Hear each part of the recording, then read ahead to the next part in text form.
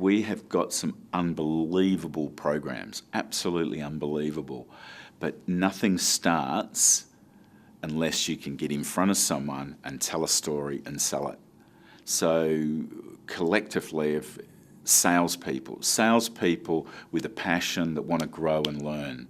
But it's a catch-22 in this market in a way that, we're in this mining industry, this mining boom, that a lot of the wages are up here. We're a smaller business, so even though we've got the opportunity, I always talk to people about lifestyle choices, work-life balance. It's not trying to get people for nothing, but we don't have $100,000 salaries that we can pay salespeople. So we need to be more creative and offer, some other things. It's really interesting. I mean, stories are the key. Now, again, I may get this round the wrong way, but the airline in America, is it East-West Airlines? They're one of the most successful airlines in the world. And I forget the lady's name, but she was with the organisation for years and years and years, and I had the privilege of listening to one of her talks. And when someone starts, they've got some people that are ex-staff people in the nice, comfortable room in armchairs, just telling stories about the organisation. The CEO of the organisation would come past, he would know people by name.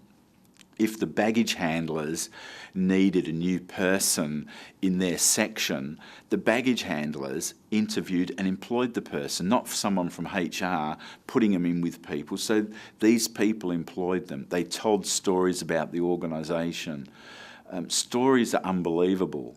The most successful companies in the world have got great stories. Stories are so important, and that's why I love Priority Management. We have got an unbelievable story. We've got 33 years of longevity in the training industry. We've survived the global financial recession. We've survived a whole load of ups and downs and troughs. And as a training organisation, the minute things get tough, we're discretional spend. So you just cut off, you're almost like a leper. But the interesting thing is that while all that was going on, I would still contact people and follow up and have a coffee, and they said, well, we've got no money.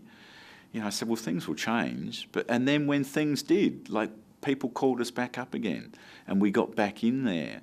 So, we've got some great stories, and that's the other thing, that having those stories gives me the confidence. I've got the confidence to stand up in front of anyone, whether it be a CEO of an organisation or it wouldn't bother me.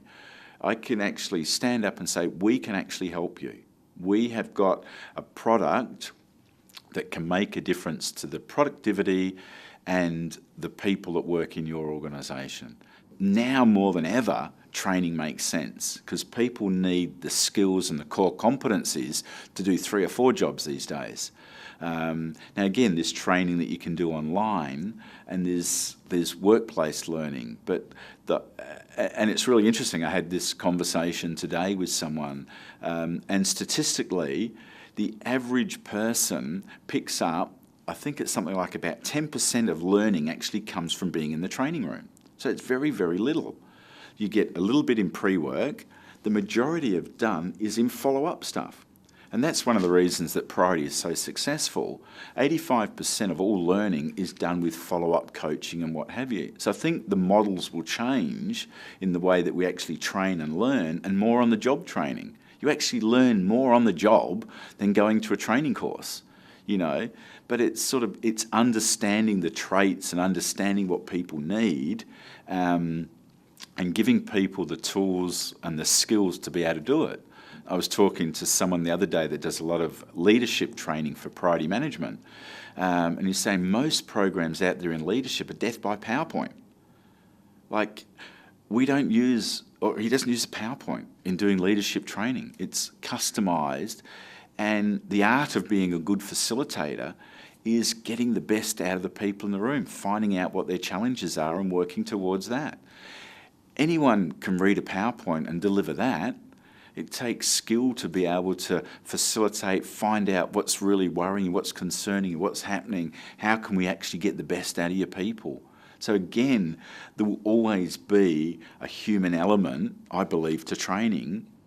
You can't pick up body language, tonality, a lot of these things, unless you're actually physically sitting in front of people and getting the reaction of the room, the feeling, the mood, the whole lot. So there are things, even though technology is getting better all the time, who knows, in the future we'll be able to press a button and we'll be there in real time or what have you, I don't know. But until that happens, training will always have a place in the classroom, but the majority of the learning will always be done and embedded in that follow-up and what we can actually do to support how it actually works in a real life situation.